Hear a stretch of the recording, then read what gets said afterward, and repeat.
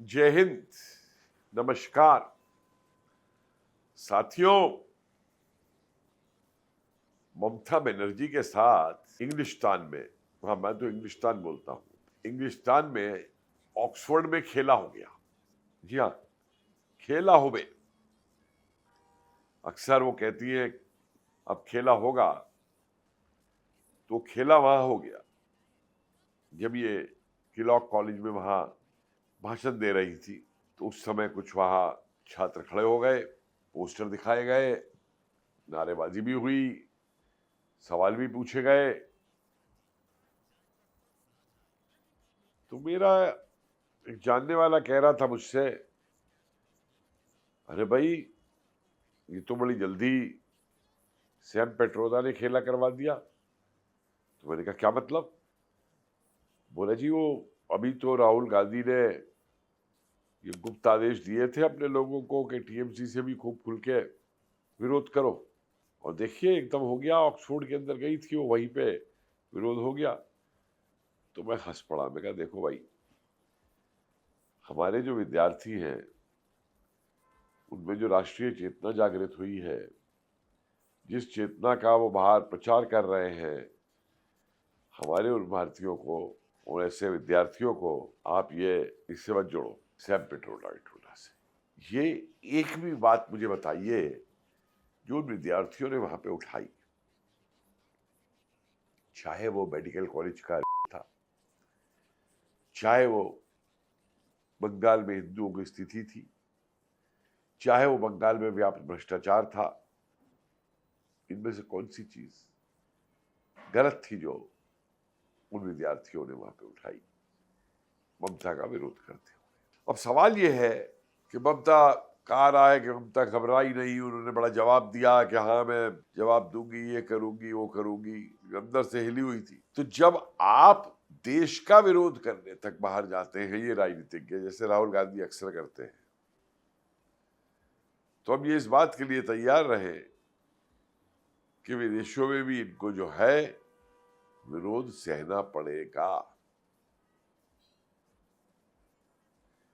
ये अगर विरोध करेंगे तो विरोध सहने की भी शक्ति ये अपने अंदर लाए।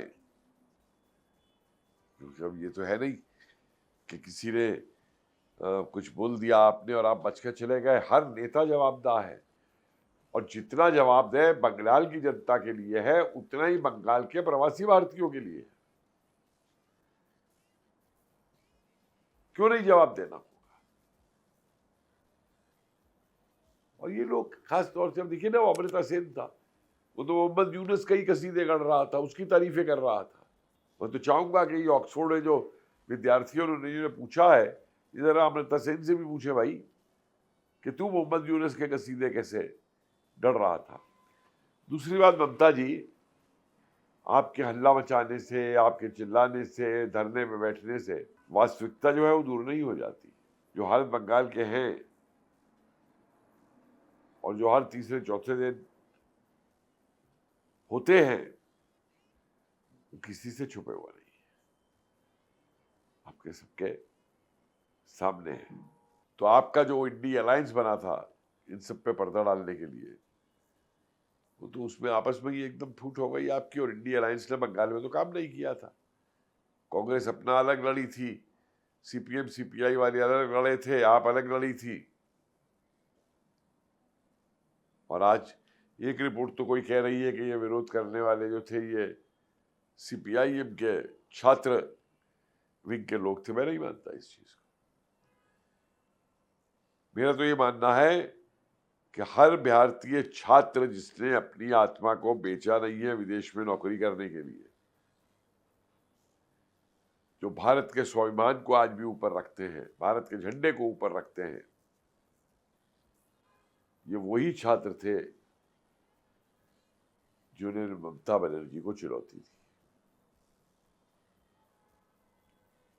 क्योंकि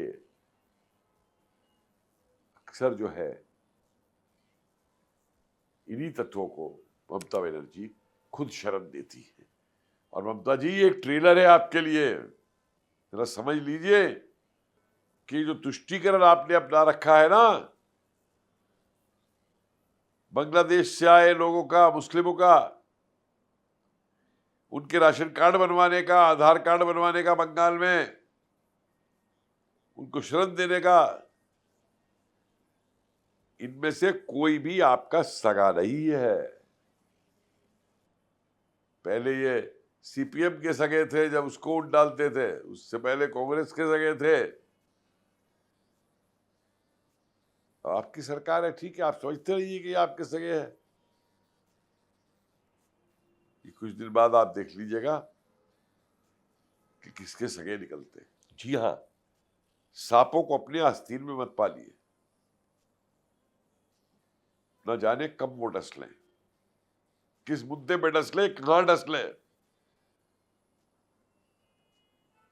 और उन सांपों को आप अगर पालेगी तो दुनिया भर में जहां भी आप जाएंगी, वहां पे जो राष्ट्रवादी है वो आपसे सवाल पूछेगा, उठ के आपका विरोध करेगा।